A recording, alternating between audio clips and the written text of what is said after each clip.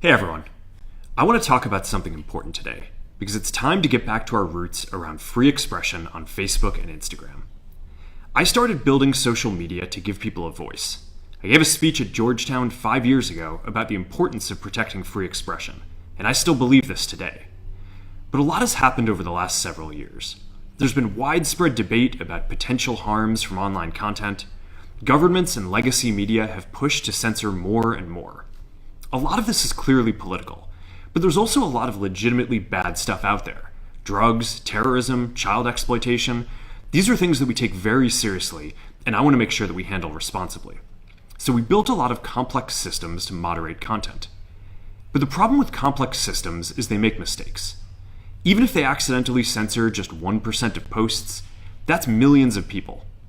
And we've reached a point where it's just too many mistakes and too much censorship. The recent elections also feel like a cultural tipping point towards once again prioritizing speech.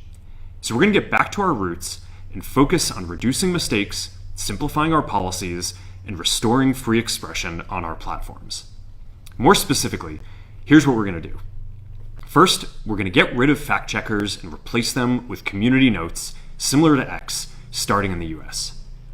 After Trump first got elected in 2016, the legacy media wrote non-stop about how misinformation was a threat to democracy.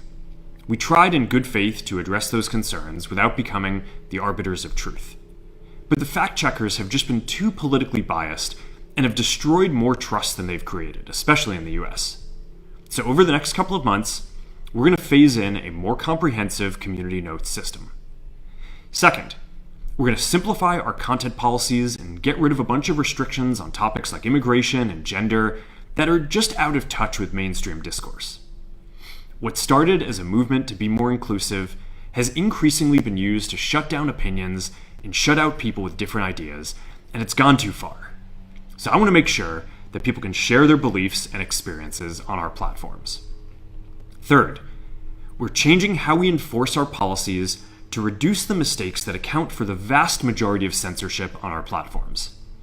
We used to have filters that scanned for any policy violation. Now, we're going to focus those filters on tackling illegal and high-severity violations. And for lower severity violations, we're going to rely on someone reporting an issue before we take action.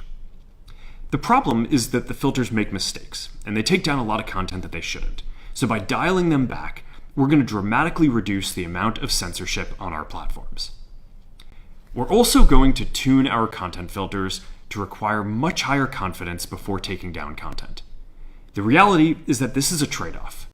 It means we're going to catch less bad stuff, but we'll also reduce the number of innocent people's posts and accounts that we accidentally take down. Fourth, we're bringing back civic content.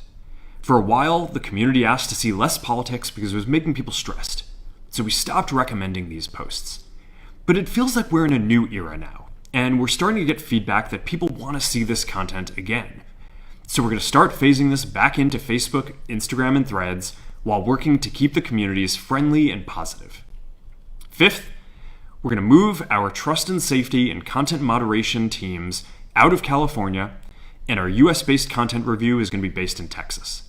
As we work to promote free expression, I think that it will help us build trust to do this work in places where there is less concern about the bias of our teams. Finally, we're going to work with President Trump to push back on governments around the world that are going after American companies and pushing to censor more. The US has the strongest constitutional protections for free expression in the world. Europe has an ever-increasing number of laws institutionalizing censorship and making it difficult to build anything innovative there. Latin American countries have secret courts that can order companies to quietly take things down. China has censored our apps from even working in the country. The only way that we can push back on this global trend is with the support of the US government. And that's why it's been so difficult over the past 4 years when even the US government has pushed for censorship.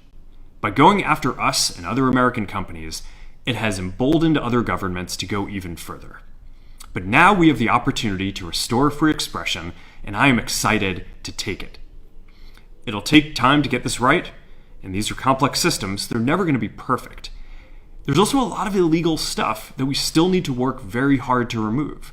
But the bottom line is that after years of having our content moderation work focus primarily on removing content, it is time to focus on reducing mistakes, simplifying our systems, and getting back to our roots about giving people voice. I'm looking forward to this next chapter. Stay good out there, and more to come soon.